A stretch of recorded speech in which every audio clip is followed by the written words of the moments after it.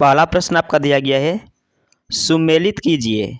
यहाँ पे आपको सुमेलित करना है।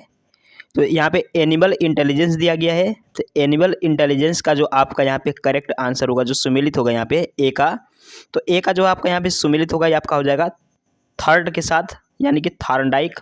उसके बाद जो आपका दिया गया है बी वाला, तो बी वाला जो आपका सुमेलित होगा पुनर्वलन की अनुसूची यहाँ पे दिया गया है। तो यहाँ पे आपका सुमेलित होगा स्किनर, यहाँ पे हो जाएगा। उसके बाद सी वाला जो आपका यहाँ पे दिया गया है सारगर्भिता का नियम यहाँ पे दिया गया है, तो आपका हो जाएगा यहाँ पे गेस्टाल्ट। और फोर्थ वाला जो आपका दिया गया अनुकूलन, तो अनुकूलन जो आपका हो जाएगा ये पियाजे के साथ हो जाएगा। तो यानी कि आपका यहाँ पे ऑप्शन सी करेक्ट आंसर हो जाएगा। ठीक है, आगे बढ़ते हैं। दूसरा प्रश्न आपका दिया गया है कि विकास कभी न समाप्त होने वाली प्रक्रिया है। यह कथन विकास के किस सिद्धांत से संबंधित है? तो आपका यहाँ पे करेक्ट आंसर हो जाएगा निरंतरता का सिद्धांत। ऑप्शन सी आपका यहाँ पे करेक्ट आंसर हो जाएगा। नेक्स्ट है, तीसरा प्रश्न आपका दिया गया है कि संविधान के किस संशोधन से शिक्षा एक मौलिक अधिकार बन गई? तो आपका यहाँ पे करेक्ट आंसर हो जाएगा 86वां संविधान संशोधन। ऑप्शन बी आपका यहाँ पे करेक्ट आंसर हो जाएगा। ठीक है, आगे बढ़ते हैं। चौथा प्रश्न आपका दिया गया है कि अभिप्रेरणा के मूल प्रवृत्ति सिद्धांत के प्रतिपादक थे। अभिप्रेरणा के मूल प्रवृत्ति सिद्धांत के प्रतिपादक कौन थे? तो आपका यहाँ पे हो जाएगा मैकडूगल। मैकडूगल आपका करेक्ट हो जाएगा ऑप्शन बी। ठीक है, आगे बढ़ते हैं। पांचवा प्रश्न आपका दिया गया है कि विकास की किस अवस्था को कोल तथा ब्रुस ने संवेगात्मक विकास को अनोखा काल कहा है? तो आपका यहाँ पे करेक्ट आंसर हो जाएगा बाल्यावस्था को। बाल्यावस्था आपका यहाँ पे करेक्ट हो जाएगा ऑप्शन ए। ठीक है, नेक्स्ट है आपका छठवां प्रश्न आपका दिया गया है, किसने बहुविवात्मक प्रज्ञा का प्रत्यय दिया है? यहाँ पे आपका प्रश्न दिया गया है कि किसने बहुविवात्मक प्रज्ञा का प्रत्यय दिया है? तो आपका यहाँ पे करेक्ट आंसर हो जाएगा गार्डनर ने। ऑप्शन सी आपका यहाँ पे करेक्ट आंसर हो जाएगा। सातवां प्रश्न आपका दिया गया है कि डिस्लेक्सिया में यह करने में कठिनाई होती है, यानी कि डिस्लेक्सिया जो आपका होता है, डिस्लेक्सिया में आपको क्या परेशानी होती है? तो आपका यहाँ पे हो जाएगा डिस्लेक्सिया में जो है पढ़ने और वर्तनी में परेशानी होती है। ऑप्शन बी आपका यहाँ पे करेक्ट आंसर हो जाएगा। नेक्स्ट है, आठवां प्रश्न आपका दिया गया है कि निम्न में क्या समावेशी कक्षा में शिक्षक की भूमिका नहीं है? तो यहाँ पे आपका हो जाएगा शिक्षक को निःशक्त बच्चों पर ध्यान देना चाहिए। ऑप्शन ए आपका यहाँ पे करेक्ट आंसर हो जाएगा। नेक्स्ट है आपका नौवां प्रश्न आपका दिया गया है कि कक्षा में छात्रों को प्रश्न पूछने के लिए क्या करना चाहिए? तो आपका यहाँ पे ऑप्शन ए हो जाएगा प्रेरित करना चाहिए। कक्षा में छात्रों को प्रश्न पूछने के लिए प्रेरित करना चाहिए। 10वां प्रश्न आपका है कि बच्चे की वृद्धि मुख्यतः संबंधित है। तो जो बच्चे की वृद्धि है मुख्यतः जो है शारीरिक विकास से संबंधित है। ऑप्शन बी आपका यहाँ पे करेक्ट आंसर हो जाएगा। नेक्स्ट है आपका 11 नंबर का प्रश्न आपका दिया गया है कि निम्न में किस सिद्धांत को पुनर्बलन का सिद्धांत भी कहते हैं? यहाँ पे पुनर्बलन का सिद्धांत जो है क्रिया प्रसूत अनुबंधन का सिद्धांत कहते हैं। ऑप्शन सी आपका यहाँ पे करेक्ट आंसर हो जाएगा। नेक्स्ट है, निम्न में से कौन सी अवस्था ब्रूनर के संज्ञानात्मक विकास के सिद्धांत का अंग नहीं है? तो आपका यहाँ पे करेक्ट आंसर हो जाएगा अंतःप्रज्ञ अवस्था। ऑप्शन बी आपका यहाँ पे करेक्ट आंसर हो जाएगा। नेक्स्ट है, 13 नंबर का प्रश्न आपका दिया गया है कि मॉरिसन ने बौद्ध स्तर के शिक्षण प्रतिमान में 5 पदों का वर्णन किया है, ये हैं। तो आपका यहाँ पे करेक्ट आंसर हो जाएगा, ये आपका यहाँ पे ऑप्शन एक करेक्ट हो जाएगा। ऑप्शन एक करेक्ट हो जाएगा, यानी कि आपका खोज हो जाएगा, प्रस्तुतिकरण हो जाएगा, और यहाँ पे आपका आत्मीकरण हो जाएगा, संगठन व्यवस्था हो जाएगा, और पांचवा आपका वाचन अभिव्यक्तिकरण हो जाएगा, यानी कि आपका ऑप्शन एक करेक्ट आंसर हो जाएगा। नेक्स्ट है, निम्न में से कौन सा संज्ञानात्मक क्षेत्र से संबंधित नहीं है? तो आपका यहाँ पे करेक्ट आंसर हो जाएगा ऑप्शन बी अनुमूल्यन। ऑप्शन बी आपका यहाँ पे करेक्ट हो जाएगा। ठीक है, 15 नंबर का प्रश्न है कि निम्न में से कौन सा अधिगम का वक्र नहीं है? 15 नंबर का प्रश्न है कौन सा अधिगम का वक्र नहीं है? तो आपका हो जाएगा लंबवत। ऑप्शन डी आपका यहाँ पे करेक्ट आंसर हो जाएगा। ठीक है, आगे बढ़ते हैं। 16 नंबर का प्रश्न आपका दिया गया है कि यदि शिक्षक कक्षा में एक छात्र को समस्यात्मक बालक के रूप में पाता है तो उसे क्या करना चाहिए? तो उसे जो है बच्चे को परामर्श देना चाहिए। ऑप्शन डी आपका यहाँ पे करेक्ट आंसर हो जाएगा।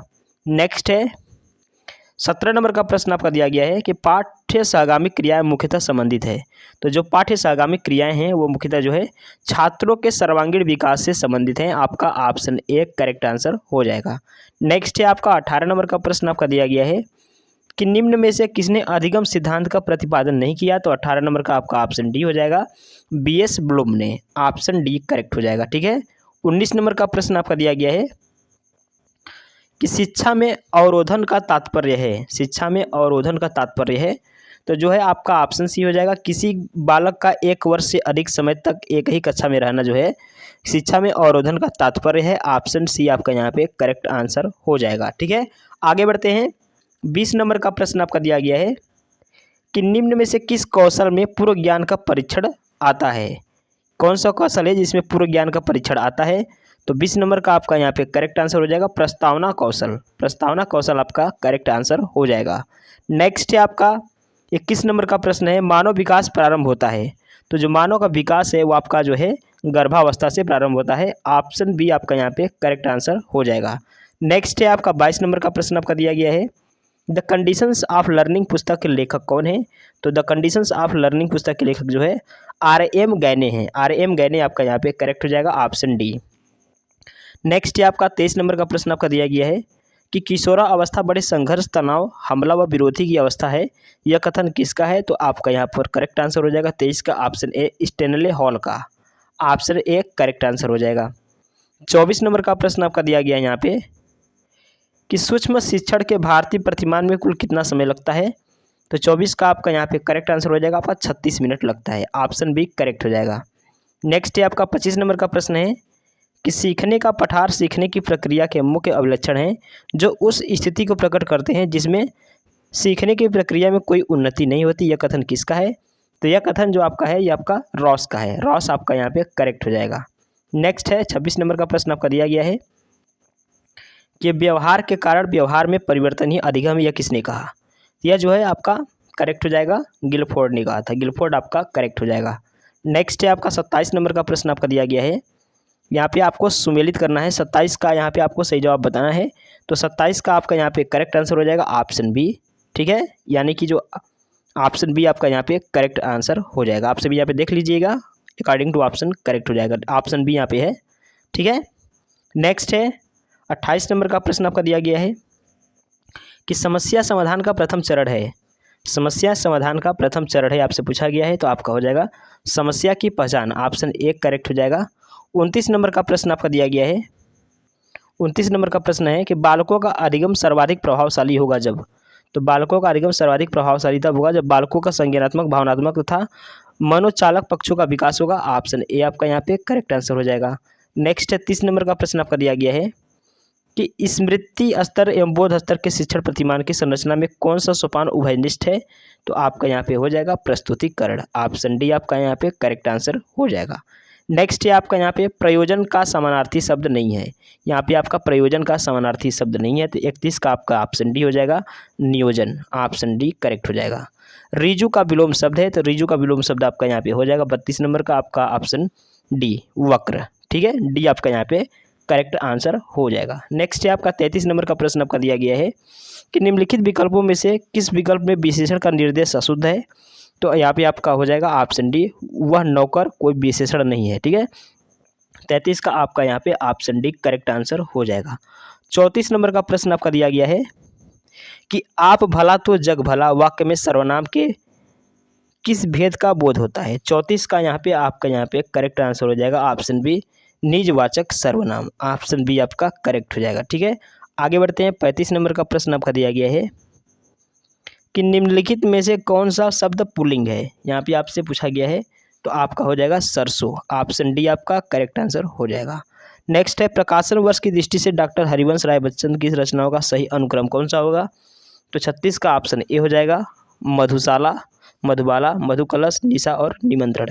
ऑप्शन ए करेक्ट हो जाएगा। नेक्स्ट है आपका 37 नंबर का प्रश्न आपका दिया गया है कि सुमेलित कीजिए। यहाँ पे आपको सुमेलित करना है, तो 37 का ऑप्शन सी करेक्ट हो जाएगा आपका। ठीक है, ऑप्शन सी आपका यहाँ पे करेक्ट आंसर हो जाएगा। आगे बढ़ते हैं। 38 नंबर का प्रश्न आपका दिया गया है कि तुलसीदास के रचनाकार हैं। तुलसीदास के रचनाकार हैं। 38 नंबर का आपका करेक्ट आंसर हो जाएगा option D, Suryakant Tripathi Nirala. Option D correct हो जाएगा। नेक्स्ट है अन्या से अनन्या आत्मकथा किसकी है? तो 39 नंबर का आपका करेक्ट आंसर हो जाएगा आपका option A Prabha Khetan, option A correct हो जाएगा।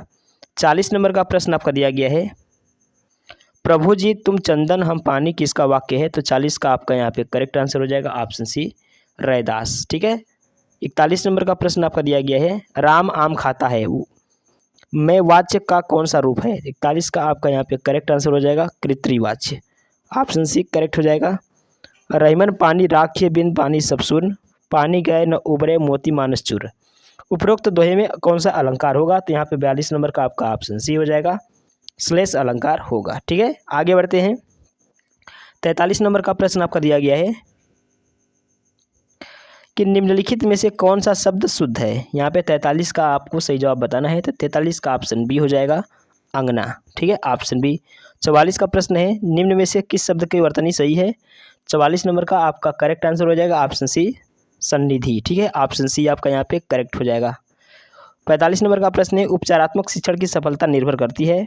45 नंबर का आपका करेक्ट आंसर हो जाएगा ऑप्शन डी समस्याओं के कारणों की सही पहचान पर, ठीक है, ऑप्शन डी करेक्ट हो जाएगा। घोंसले में चिड़िया है में कौन सा कारक है? तो 46 का आपका यहाँ पे करेक्ट आंसर हो जाएगा ऑप्शन सी अधिकरण है, ठीक है, अधिकरण आपका करेक्ट हो जाएगा। यहाँ पे आपका दिया गया है कि 47 और 48 निम्नलिखित गद्यांश को पढ़कर नीचे दिए गए प्रश्नों के उत्तर दीजिए। तो गांधीवाद में राजनीतिक और आध्यात्मिक तत्वों का समन्वय मिलता है, यही इस वाद की विशेषता है। आज संसार में जितने भी वाद प्रचलित हैं यह प्रायः राजनीतिक क्षेत्र में सीमित हो चुके हैं। आत्मा से उनका संबंध विच्छेद होकर केवल बाह्य संसार तक उनका प्रसार हो गया है। मन की निर्मलता और ईश्वर की निष्ठा से आत्मा को शुद्ध करना गांधीवाद की प्रथम आवश्यकता है। ऐसा करने से निस्वार्थ बुद्धि का विकास होता है और मनुष्य सच्चे अर्थों में जनसेवा के लिए तत्पर हो जाता है। गांधीवाद में सांप्रदायिकता के कोई स्थान नहीं है। इसी समस्या को हल करने के लिए गांधी जी ने अपने जीवन का बलिदान कर दिया था। तो यहाँ पे आपका दिया गया है कि दिए गए गद्यांश के आधार पर बताइए कि संसार के सारे वाद सीमित हैं। तो 47 का यहाँ पे आपका करेक्ट आंसर हो जाएगा राजनीतिक क्षेत्र तक, ऑप्शन बी आपका यहाँ पे करेक्ट आंसर हो जाएगा। नेक्स्ट है 48 नंबर का प्रश्न आपका दिया गया है कि उपर्युक्त गद्यांश में गांधीवाद का आधार किसे बताया गया है? तो 48 नंबर का आपका यहाँ पे करेक्ट आंसर हो जाएगा ऑप्शन बी राजनीतिक और आध्यात्मिक तत्वों को बताया गया, ठीक है, ऑप्शन बी करेक्ट हो जाएगा। 49 नंबर का प्रश्न आपका दिया गया है कि कनुप्रिया के रचनाकार कौन है? तो कनुप्रिया के रचनाकार जो है आपका हो जाएगा धर्मवीर भारती, ठीक है, ऑप्शन बी करेक्ट हो जाएगा। नेक्स्ट है प्लुत स्वर कौन सा है? तो प्लुत स्वर जो आपका यहाँ पे हो जाएगा ओम, ऑप्शन ए करेक्ट हो जाएगा। नेक्स्ट है 51 नंबर का प्रश्न आपका दिया गया है कि निम्नलिखित में से कौन सा शब्द तद्भव है? तो 51 का आपका यहाँ पे करेक्ट आंसर हो जाएगा ऑप्शन ए खेत। नेक्स्ट है 52 नंबर का निम्नलिखित में से कौन सा शब्द देशज है? तो आपका यहाँ पे करेक्ट आंसर हो जाएगा ऑप्शन बी धड़ाम, ऑप्शन बी करेक्ट हो जाएगा। छुछुंदर के सिर पर चमेली का तेल का अर्थ है, तो 53 का आपका यहाँ पे करेक्ट आंसर हो जाएगा ऑप्शन बी अयोग्य व्यक्ति को अच्छी चीज़ देना, ठीक है, अयोग्य व्यक्ति को अच्छी चीज़ देना आपका करेक्ट हो जाएगा ऑप्शन बी। नेक्स्ट है ऋग्वेद का संधि विच्छेद यहाँ पे आपसे पूछा गया है, तो 54 का ऑप्शन ए हो जाएगा आपका ऋक धन वेद, ऑप्शन ए आपका यहाँ पे करेक्ट हो जाएगा। आप बीती शब्द में समास है, 55 नंबर का आपका करेक्ट आंसर हो जाएगा यहाँ पे ऑप्शन सी तत्पुरुष समास है, ठीक है। आगे बढ़ते हैं। 56 और 57 में दिए गए पद्यांशों को पढ़कर नीचे दिए गए प्रश्नों का उत्तर दीजिए। वरदंत की पंगति कुंदकली अधराधर पल्लव लोचन की, चपला चमकै घन बीच जगह छवि मोतिन माल अमूलन की, घंघुराटी लटय लटकै मुख ऊपर कुंडल लाल कपोलन की, नीव छावर प्राण करे तुलसी बलि जाऊं ललाइन बोलन की। यहाँ पे आपका पद्यांश दिया गया है, आप यहाँ पे प्रश्न पूछा गया है तो इस पद्यांश में कौन सा रस है? 56 का यहाँ पे आपका करेक्ट आंसर हो जाएगा ऑप्शन ए वात्सल्य रस है, ऑप्शन ए करेक्ट हो जाएगा। नेक्स्ट है आपका 57 नंबर का प्रश्न है कि उपरोक्त पद्य किस कवि का है? तो किस कवि का है? तो आपका यहाँ पे हो जाएगा तुलसीदास, ऑप्शन डी करेक्ट हो जाएगा। नेक्स्ट है 58 नंबर का उच्चारण स्थान की दृष्टि से कौन सा विकल्प शुद्ध होगा?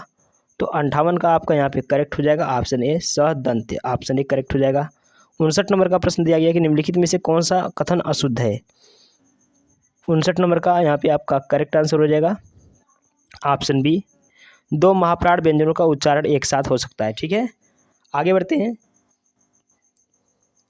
60 नंबर का प्रश्न आपका दिया गया है कि मेरे लड़के ने मेरी आज्ञा का पालन नहीं किया, वाक्य में लड़के विषय में कौन सा विकल्प अशुद्ध है? तो 60 नंबर का आपका यहाँ पे करेक्ट आंसर हो जाएगा ऑप्शन डी, बहुवचन है। ठीक है, 60 का ऑप्शन डी करेक्ट आंसर हो जाएगा।